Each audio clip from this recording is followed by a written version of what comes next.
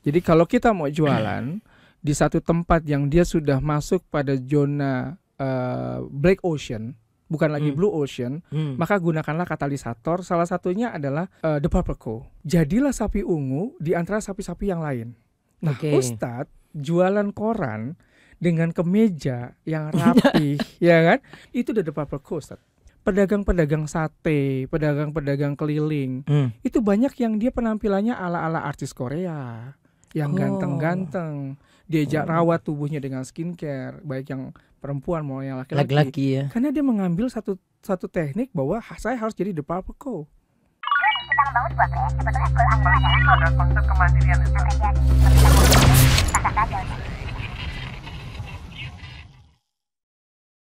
Bismillahirrahmanirrahim. Assalamualaikum warahmatullahi wabarakatuh. Waalaikumsalam warahmatullahi wabarakatuh. Insyaallah. Alhamdulillah dengan Coach Yoso lagi ini kali kedua datang di podcast bersama kami di sini. Alhamdulillah. Ini ada dalam rangka apa nih tiba-tiba langsung dari kemarin? Iya. Langsung datang hari ini, Coach. Pertama kangen, Ustaz. DS itu ngangenin. Jadi buat teman-teman ya yang ada di Jakarta atau di kota-kota lain, main deh ke DS. Sekali main ngangenin. Insyaallah. Orang Jakarta dan para sultan tuh kayak gini nih. Para bos tuh kayak gini. Masya Allah. Tinggal pesan tiket aja. Saya mau ke Jogja. Ke Jogja baru kemarin sudah ada di sini tuh. Masya Allah. Terus yang kedua, ini nggak ada misi-misi tertentu ya? Nggak ada. Ini sekarang kalau gitu kita di sini ya. Siapa yang mau nanya nih? Jadi gini, ini tadi barusan saya bilang, Ustaz, gantian lah. Karena saya kesini datang kangen, gantian saya yang nanya. Walaupun di podcastnya Ustaz Abdul gitu. Masya Allah. Jadi saatnya kita membajak podcast Ustaz Abdul Tuasikal. Dibajak di baru kali ini. Masya Allah. Nah, ini ada beberapa juga pertanyaan masuk sih sebelumnya ketika saya sampaikan ke grup di kantor gitu. Saya mau ke DS nih gitu. Titip pertanyaan dong gitu kan. Jadi ada beberapa pertanyaan yang mau kita tanyakan. Tapi sebelum ke pertanyaan yang serius, saya mau tanya dulu ke Ustadz nih. Oke. Ustadz kan selama ini selalu memotivasi kita tentang ayolah jangan jadi Mas Joko dan Mbak Siti terus gitu ya. Nikah lah gitu. Sampai yang sudah nikah sudah nikah lagi. Tapi dengan syarat. Dengan syarat kalau itu. Itu syarat ketentuan berlaku. Ustadz, pertanyaan sederhana Ustadz di awal. Ustadz sendiri gimana untuk menyelesaikan waktu masa jomblonya Ustadz? Itu Ustadz nikah tahun berapa? Umur berapa lah? Umur 23.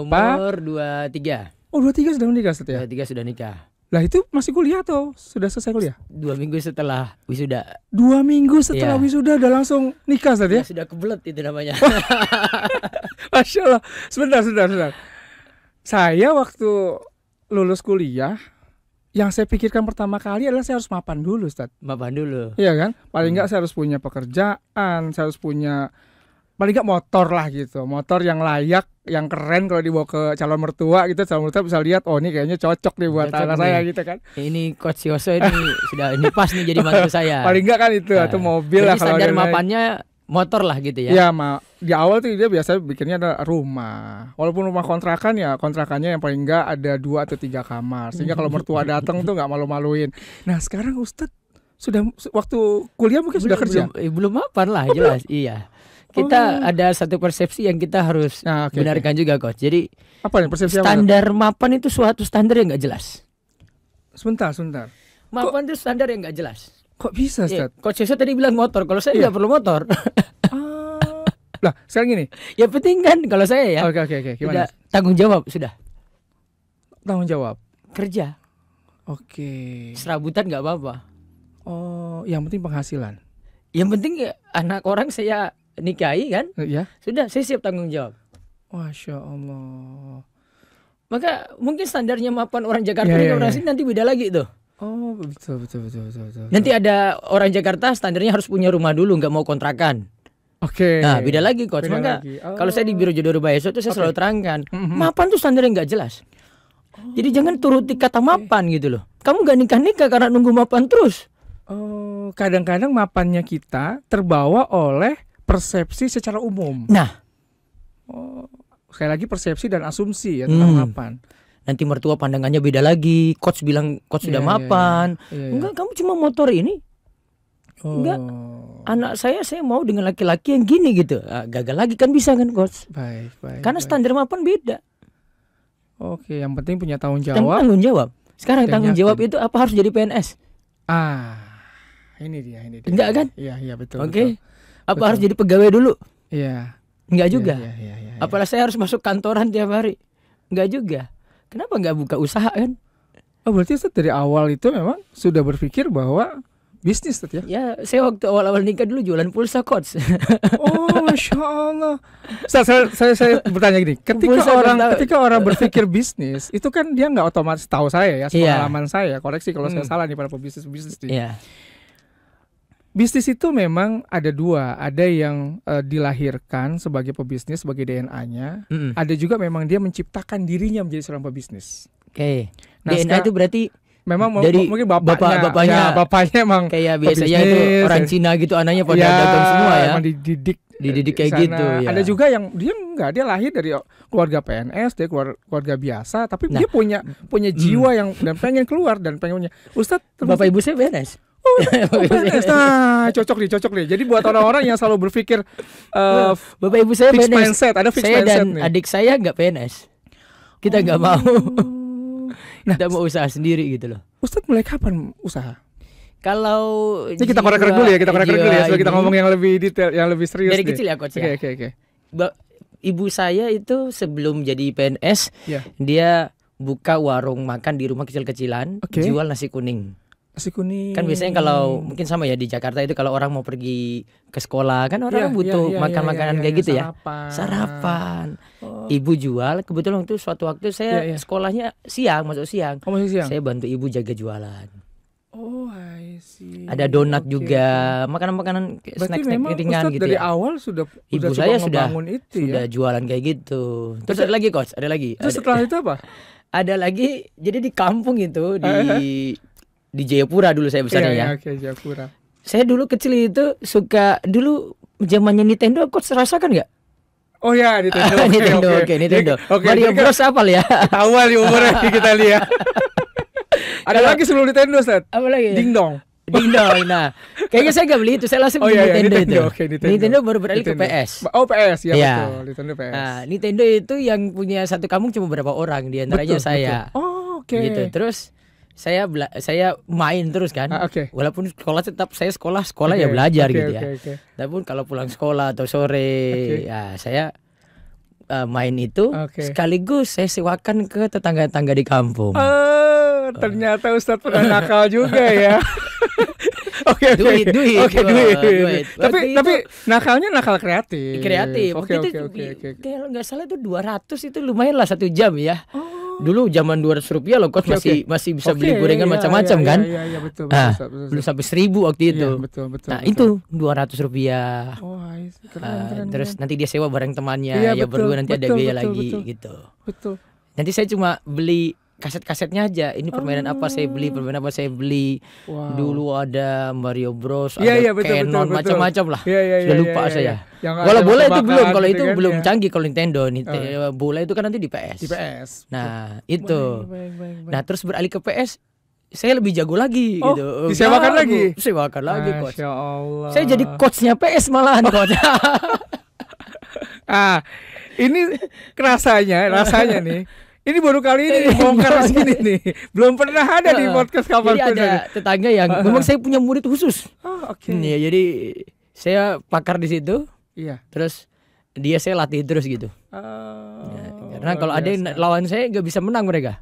Karena saya kalau saya longgar waktunya, sudah selesai belajar saya pegang itu. Masya Allah. Oke. Itu main. Nah, itu saya sewakan lagi. Nah, ini duit lagi. Ini menarik nih. Artinya saya jadi teringat ada sebuah buku yang yang menjelaskan tentang fixed mindset dan growth mindset. Nah, apa itu, Coach? Jadi fixed mindset itu orang-orang yang selalu berpikir mindset bahwa orang itu karena kondisi yang terjadi dari masa lalu dia. Jadi gini, misalnya Ustadz kaya raya. punya anak pengusaha. Pengusaha dengan kaya raya. Saya bilang ya jelas lah Ustadz pengusaha kaya raya. Kenapa?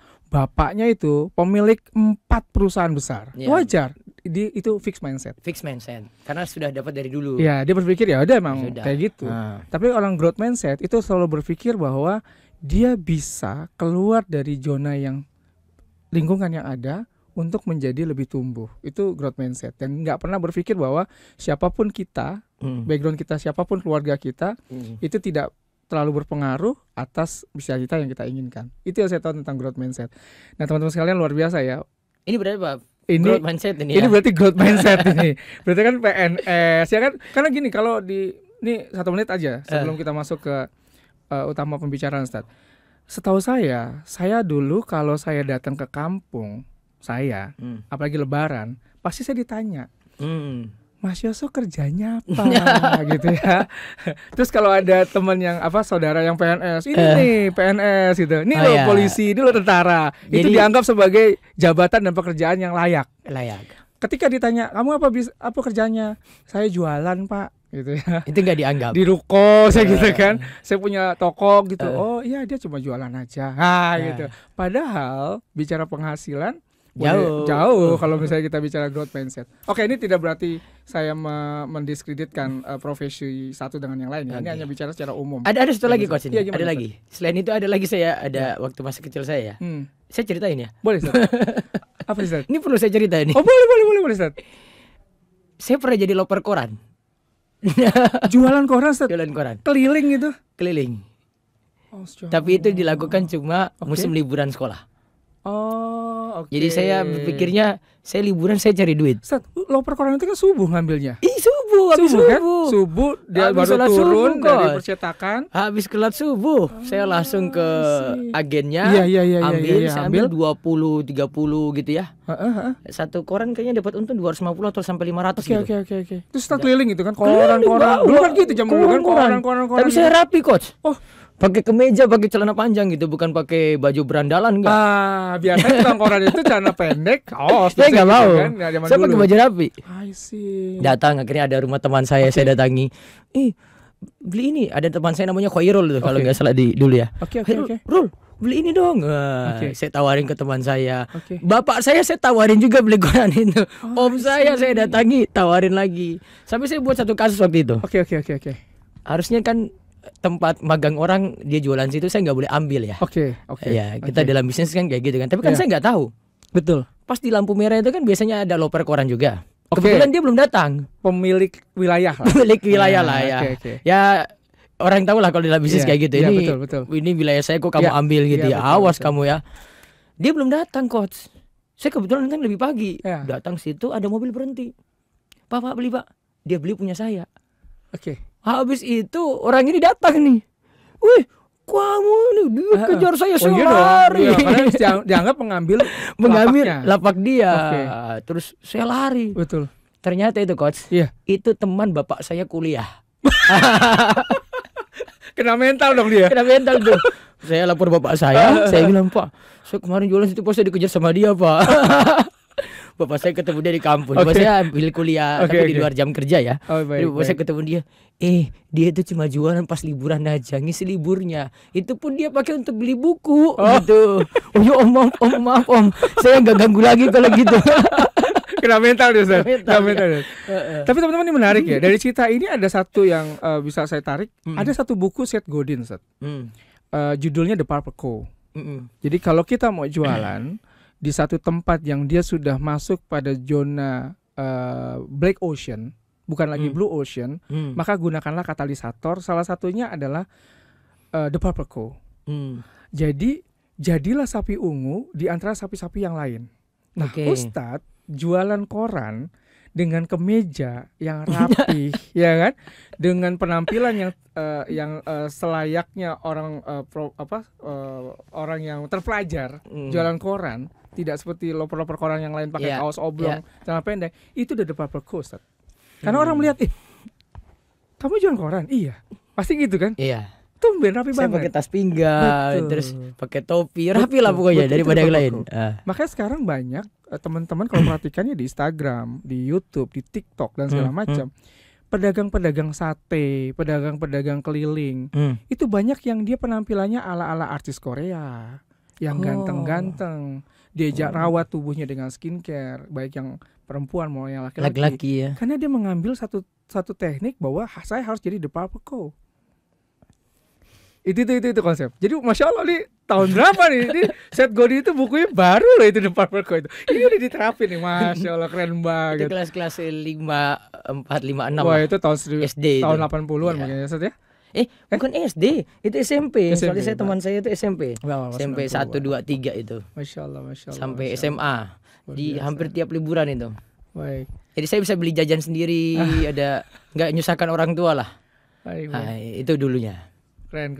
Nah ya teman-teman sekalian, masya Allah nih pembicaraan jadi lebih hangat nih karena bicara tentang konsep bisnis. Jadi kita bisa tahu ternyata Ustadz Abdul yang sekarang kita kenal sebagai guru kita, tempat kita untuk menuntut ilmu. Ternyata beliau itu di belakang ini masa lalunya masya Allah ternyata sebagai growth mindset dan juga sebagai seorang pebisnis. Ustadz, ngomongin pebisnis sekarang. Ini kan terus terang dari sisi kami nih, ini kita bicara ya apa yang saya lakukan sekarang, kesibukan yang saya lakukan. Saya kan sibuk di Ertos skincare dan juga kita ngebangun Kayayu komunitas. Oke. Gitu, Kayayu. Kayayu gitu ya. Kayayu komunitas yang sekarang alhamdulillah bismillah karena Allah jumlahnya lebih dari 9.000 orang. Kita mau menuju ke 10.000 member gitu. Dari sana salah satunya ada Ustadz Abdul Twasikal, ada Ustadz Maududi, dan Ustadz Amin Nurbay sebagai Dewan Pembina Syariah kami. Nah, ini banyak pertanyaan nih di media sosial. Banyak sekali media sosial tentang Kayayu. Kayayu itu kan konsepnya kita ngebangun akad dengan agen-agen kita. Dan agen-agen kita persilakan merekrut anggota. Nah, mereka langsung bilang, ini Kayayu apa bedanya sama Ponzi system yang ngerekrut orang juga? Apa bedanya sama multi level marketing yang juga ngerekrut orang? Istilahnya kata dia ada downline juga dong berarti. Terus mana dari sisi syariahnya apa gitu? Jangan-jangan cuma pakai label syariah, konsep di dalamnya sama aja. Wah ini saya agak bergetar juga nih pertanyaan-pertanyaan kayak gini. Mohon izin Ustaz. Nih mumpung kita ngebahas ini. Nah mungkin dibahas. Ringkasnya saja ya. Siap, kalau yang MLM itu ya dia ngendalikan downline di bawah tuh. Oke. Yang level atas, downline lagi, diambil raup keuntungan dari bawah ini semuanya. Oke betul. Dia lebih dari 2, biasanya lebih dari 3, lebih terus. Makin banyak lapisnya kan makin banyak kan. Baik, betul. Nah, sedangkan Kayayu kan berhenti di sini. Oh iya betul. Nggak ambil dari bawah-bawahnya lagi kan? Nggak ada. Nah itu sudah MLM selesai itu. Berarti nggak ada di situ unsur MLM. Kalau Ponzi beda lagi. Oh kalau Ponzi gimana Ustaz? Ponzi itu muter uang itu sebenarnya. Arisan uang. Arisan uang. Bukan arisan uang kayak ibu-ibu arisan itu bukan. Tapi uangnya muter. Yang lainnya yang sudah jadi anggota itu bisa dapat penghasilan lagi kalau ada member baru. Gak ada member, mandek, uang muter aja di situ. Oh, berarti mungkin kalau saya boleh singkat saya tarik garis merahnya, perbedaannya adalah mereka itu mendapatkan penghasilan dari rekrutmen anggota. Iya. Produk itu hanya sebagai kamuflase. Oh, itu perbedaannya. Sedangkan kalau di kita anggota itu malah kita bina dan dia harus beli produk kita dan memang akadnya adalah penjualan produk. Oke. Nah, dia makin jual banyak ya sudah dapat untung banyak kan? Betul. Dia malas-malasan walaupun dia sudah atas ya sudah nggak dapat. Bukan berarti ketika dia rekrut orang maka orang itu beli produk 300.000 misalnya gitu kan, atau beli produk 300.000 tapi cuma atau pendaftaran gitu ya 300.000 nggak dapat apa-apa, pendaftaran doang. Si yang rekrut dapat 100.000 misalnya gitu. Itu yang nggak boleh karena nggak ada produk yang nggak ada produk. Jual ya, baru pendaftaran aja langsung dapat. Ponzi memang kayaknya tadi kalau yang parah itu Ponzi money game. Betul, money game. Muter uang aja. Karena satu titik nanti dia akan muter. Dia bisa ini kamuflase di produk memang.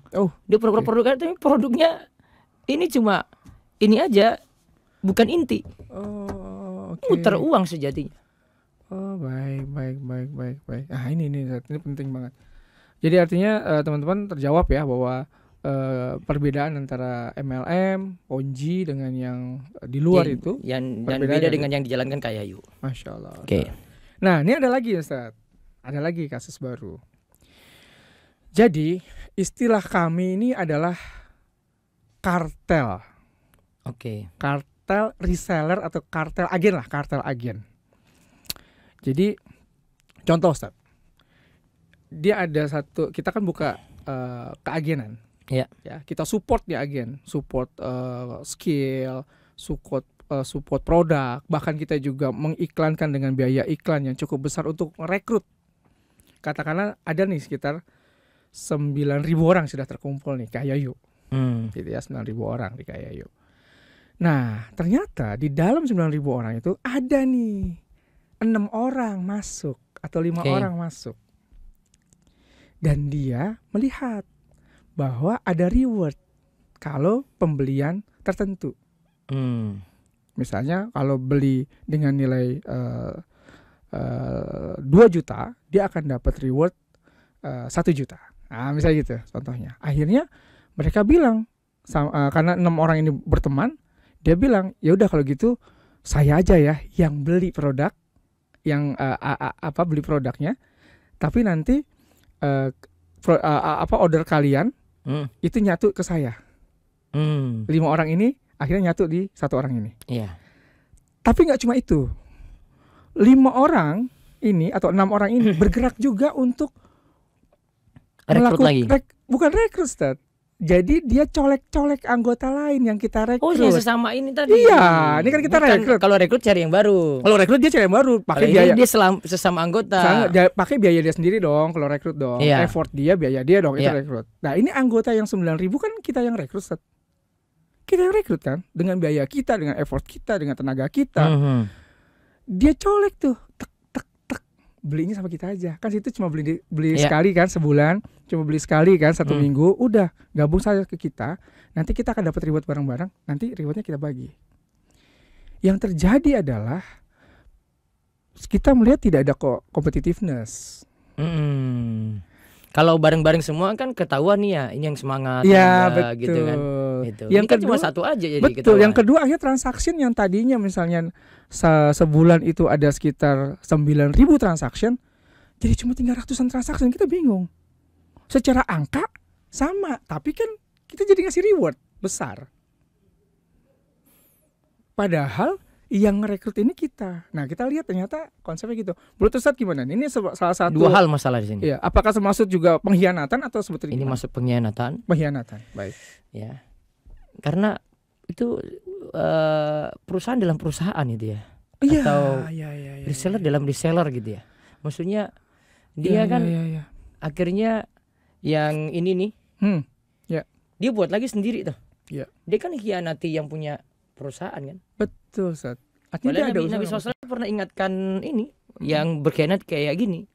Ada di antaranya yang berkhianat itu Nabi SAW sudah kasih dia jatah kerja, kamu mungut pajak, mungut zakat, bukan pajak ya. Mungut zakat, kemudian kamu sudah dapat penghasilan ini. Sudah, ini untuk kamu. Tapi dia dapat tips. Nah, tips ini kan khianat kayak gini kalau tips. Satu titik kesamaannya khianatnya. Dapat tips kemudian dia lapor ke Rasul. Ini wahai Rasul, ini zakat yang saya tarik. Maaf, ini untuk saya. Rasul naik mimbar, kemudian ceramai dia. Coba kalau kamu cuma nongkrong di rumah saja, apa kamu dapat kayak gini? Enggak kan? Enggak. Satu sisi dia berkhianat sebenarnya. Baik. Maka disebut tentang perbuatan ini hadiyal ummal gululun. Tips kayak tadi ini termasuk gulul. Gulul itu pengkhianatan yang sebenarnya terjadi waktu pembagian rampasan perang. Oke. Ada yang berkhianat di situ. Satu titiknya sama. Itu titik kesamanya, satu berkhianat, terus yang kedua adanya pengelabuan. Man ghasyana falaysa minna. Nabi SAW katakan, siapa yang mengelabui maka dia tidak termasuk golongan kami. Baik. Iya. Dan itu merugikan pihak perusahaan juga. Baik. Menarik. Nah, ini sebetulnya terjadi tidak, kalau saya kemarin diskusi sama banyak pengusaha, ini tidak terjadi hanya di satu tempat ya, tapi terjadi di beberapa tempat gitu. Ya, makanya saya tanyakan tidak ini. Hanya ada di Kayayu saja. Tidak hanya di Kayayu yang saja. Yang lain juga kayak gitu. Di lain juga sama. Orang-orang kayak gitu banyak. Ya. Karena berdasarkan jam terbang, kami sudah mendeteksi, Ustaz, potensi-potensi atau variabel terjadinya beberapa kondisi gitu. Kayak kondisi penjualan kok kenapa menurun, penjualan kenapa tetap ada jumlahnya besar tapi transaksinya kecil, kan itu sangat terlihat dari itu jam terbang kan, karena kita mengurusi banyak beberapa komunitas, itu sangat mudah terbaca gitu. Masya Allah. Baik, ini menarik nih, makin hangat tuh bicaranya nih. Masya Allah. Ustaz, sekarang bicara tentang produk skincare sendiri, Ustaz. Mungkin ini pernah juga ditanyakan oleh beberapa teman kita ke Ustaz secara pribadi, tapi ini karena ini di podcast saya tanyakan lagi. Perlu nggak sih buat kita menggunakan sebuah produk skincare yang itu sebetulnya kan di luar, di kulit di kita, luar tubuh ya, luar tubuh kita, perlu nggak kita memastikan bahwa ini halal, atau sebetulnya peduli banget gitu, wong ini kan cuma di luar gitu kan? Kalau ini ada label halalnya? Ada label halal, kita punya label halal di dalam ada label halalnya. Dalamnya ada. Dan kita ada sertifikat halalnya yang kita berikan, dan setiap kali agen atau reseller kita yang berjualan pasti kita kirimkan itu. Label BPOM halal dan segala macam. Gimana menurut Ustaz tentang hal ini? Yang jelas walaupun ini luar tubuh, satu efek dari yang haram pasti ada satu. Oh baik. Walaupun dalam zat-zat tertentu nggak terlalu ya. Baik. Dan kita tidak bisa pukul rata semua zat itu jadi bermasalah, seperti misalnya yang sering jadi kerancuan itu kalau pakai alkohol tapi di luar tubuh. Oh baik. Nah, itu pembahasan yang berbeda ya. Beda kalau alkohol dalam minuman. Oke. Ya, itu zat yang nanti ada efek mabuknya, nanti hukumnya sendiri. Baik.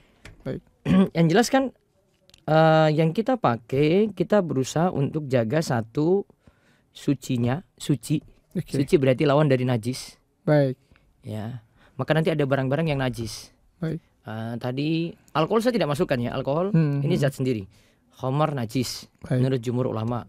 Terus nanti kalau dari unsur babi, najis. Kemudian dari bangkai dan minyak bangkai, najis. Baik. Oke, termasuk babi turunannya itu semuanya najis. Iya. Mau minyaknya, mau bagian-bagian tertentunya, bulunya, dari atau apanya. bulunya, ada unsur-unsur tertentu itu yang dari babi juga najis. Ya. Maka ini tidak bisa. Oke. Tidak bisa ditolerir kalau ini.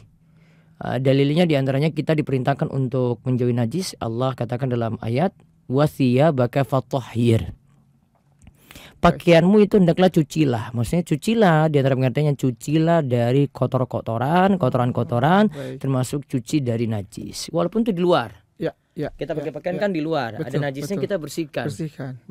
Bersihkan gitu loh. Nanti kalau misalnya ini kaitannya dengan pakaian saja, dipakai dalam sholat kan nggak boleh. Iya. Syarat sholat itu suci suci dari najis, pada pakaian, badan. Nah, skincare kan pada badan. Iya, betul. Dan tempat sholat. Baik. Skincare kan pada badan kita, kulit kita. Baik. Ini harus bersih dari najis.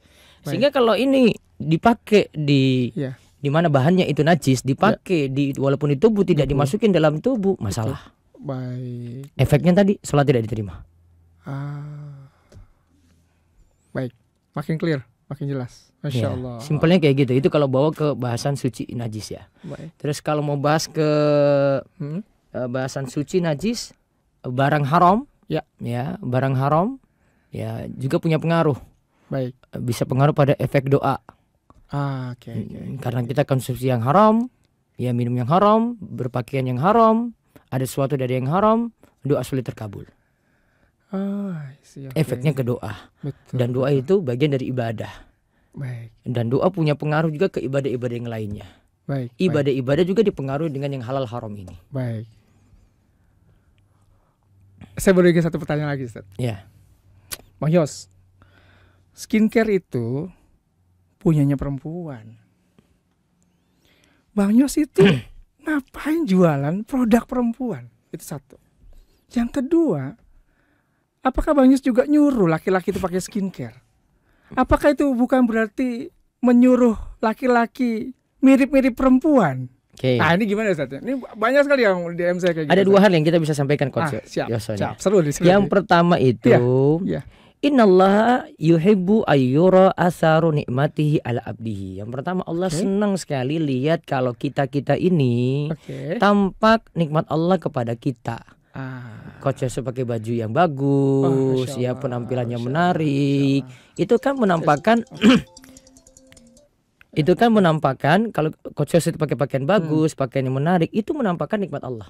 Oh, Masya Allah, betul. Ya, itu menampakkan nikmat Allah. Terus yang kedua, ini kaitannya dengan pasangan kita juga. Ya, Rasulullah SAW itu senang sekali ketika masuk dalam rumah, beliau pakai kayu siwak, bau mulutnya nggak enak itu beliau hilangkan. Sehingga istrinya berpenampilan baik, menarik di hadapan beliau, beliau juga ingin balas seperti itu.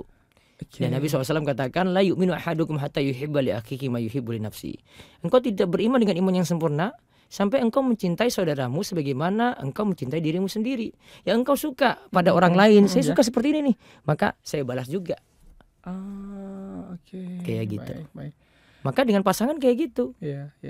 Kan ada sebagian, maaf, suami itu yang bau mulut sudah nggak enak ketika masuk rumah, penampilan nggak menarik ketika masuk rumah, bau keringat nggak menarik ketika masuk rumah, itu. Muka tuh keluar dari rumah ketemu asap-asap di knalpot dan lain-lain ya, apalagi di Jakarta tuh. Ya Allah, muka kayak gitu, terus hadapi istri, terus mau ketemu istri, darling, coba lihat keadaannya gimana. Ya cuci muka lah.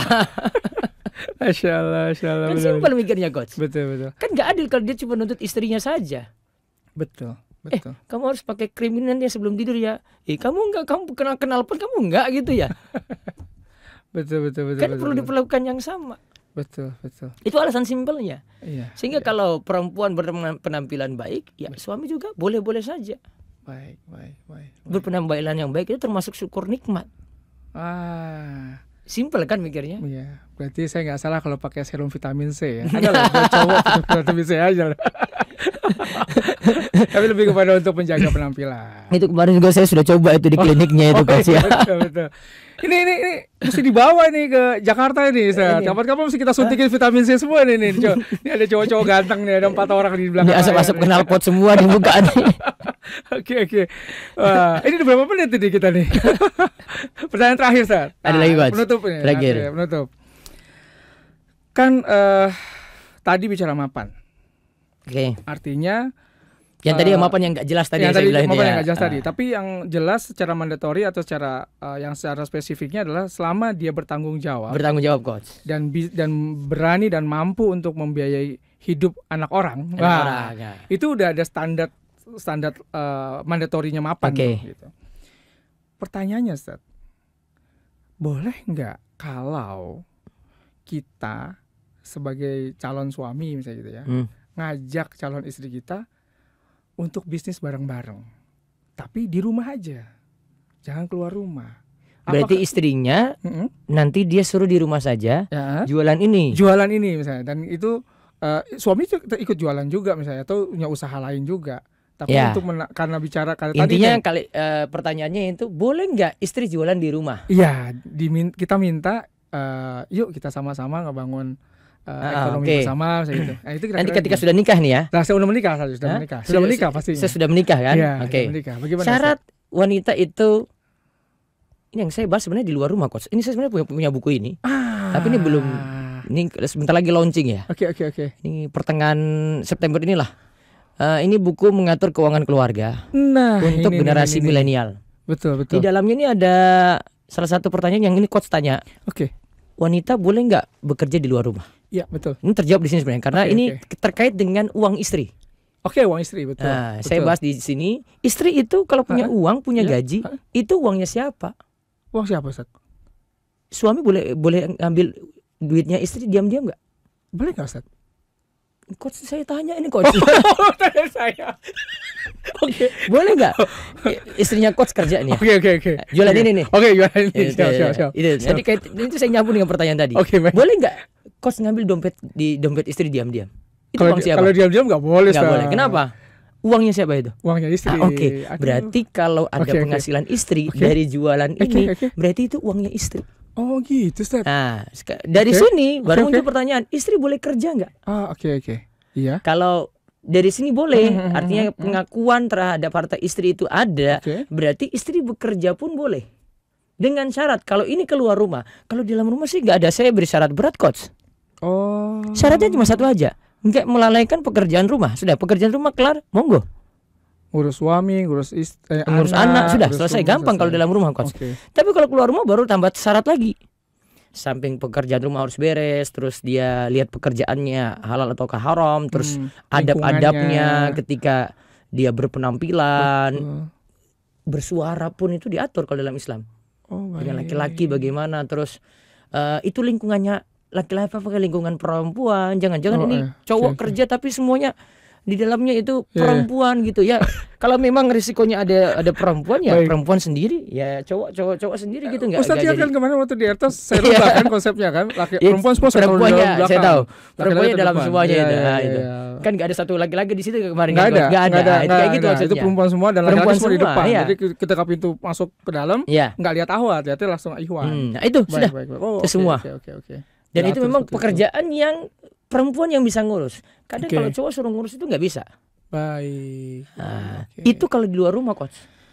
Kalau di dalam rumah aman-aman aja, dia nggak pakai syarat itu kecuali cuma satu, rumah beres. Masya Allah, bagaimana Islam memuliakan wanita. Iya. Uang istri, uangnya istri. Uang suami, uangnya istri juga. Ya, itu kalau ini siap. Tapi kita akan diproses sama emak itu. Memang jawabannya kayak gitu kalau emak. Iya. Wah, luar biasa. Artinya kita bakal bahas lagi yang selanjutnya adalah ini buat selanjutnya. Berarti artinya kalau kita udah bisa memberikan biaya full untuk istri yang pertama, berarti masih boleh dong ya untuk yang kedua ya. Oke, gue saya jawab, Ustaz. Gue saya jawab. Nanti aja kita akan jawab di next podcast dan baik, kita ini kayaknya kena masalah kalau kita lanjutkan lagi. Jadi dihujat. Saya nggak tahu nanti kelanjutannya. Baik, kita cukupkan. Sampai di sini tutup dengan doa kafaratul majelis. Subhanakallahumma bihamdika, asyhadu an la ilaha illa anta, astaghfiruka wa atubu ilaik. Assalamualaikum warahmatullahi wabarakatuh.